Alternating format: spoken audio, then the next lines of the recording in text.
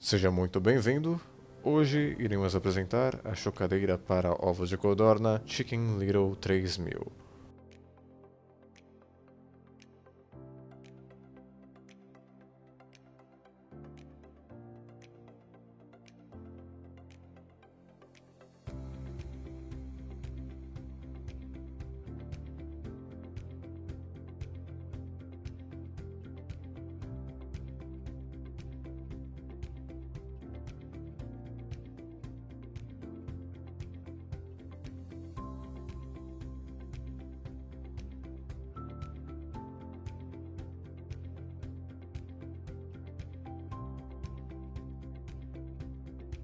O uso da máquina de corte a laser CNC consiste basicamente de duas etapas. A primeira é a montagem em software daquilo que será cortado, gerando assim um arquivo em formato DXF. A segunda etapa é a própria cortagem do material. Com o arquivo já selecionado, a máquina iniciará o corte a laser gerado por LEDs superpotentes, focalizados em um único ponto. Esse feixe gerará calor o suficiente para cortar, em outros casos derreter o material, seguindo as instruções do modelo DXF.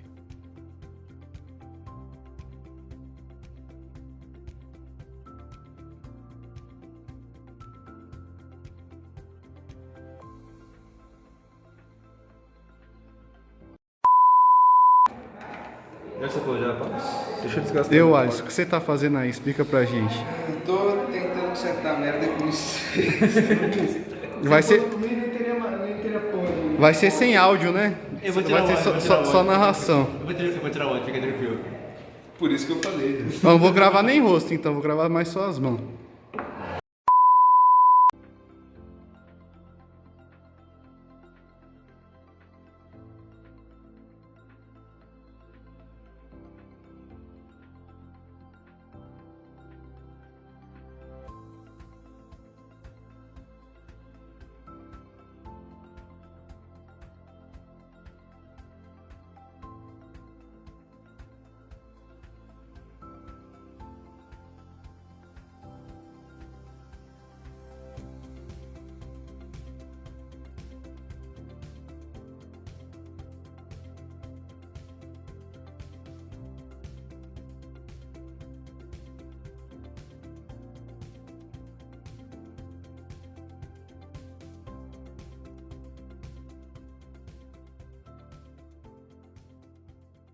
A impressão 3D também necessita de um arquivo, normalmente em formato STL, onde estará o modelo em 3 dimensões daquilo que será impresso. Dependendo do tamanho e do volume de material utilizado, a impressão pode demorar horas ou até mesmo dias para ser concluída, pois o material precisa antes ser aquecido o suficiente para ser usado.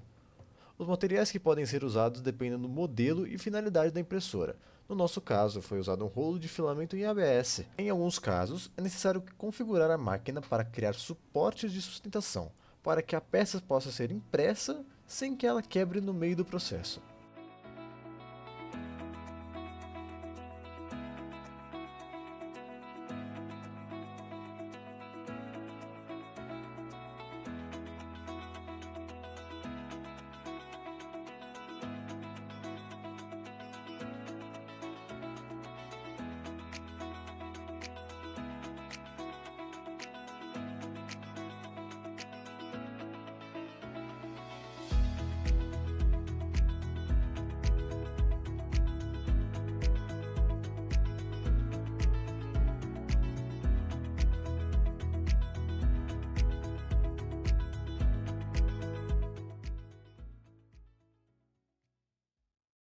O Arduino funciona da seguinte forma. Basicamente, ao ligar o sistema, ele pede para selecionar o modo que deve operar. Com o modo setado, ele configura a faixa de temperatura e umidade ideal para a eclosão do ovo. A temperatura e a umidade são obtidas pelo sensor DHT22. Além disso, com o módulo de data e hora, vamos observar o tempo que resta para a eclosão do ovo. Quando a temperatura está abaixo do mínimo, a lâmpada é ligada para esquentar o ambiente. Após chegar na temperatura máxima, a lâmpada é desligada, fazendo uma curva de temperatura. Com o sistema ligado, o motor fica girando a cada 2 horas para evitar que o embrião grude na casca. Além disso, quando a umidade está abaixo ou acima do mínimo e do máximo, liga um alarme para que troque a bandeja d'água.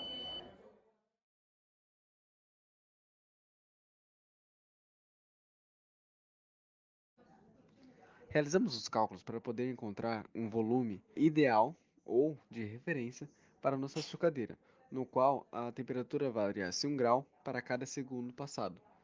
Pegamos como referência uma lâmpada incandescente de 50 watts e tratamos o ar, o volume de ar dentro da chocadeira como um gás ideal, para assim facilitar as contas. Efetuando todos os cálculos, usando a fórmula de calor por condução e irradiação, encontramos um volume aproximado de 180 milímetros cúbicos.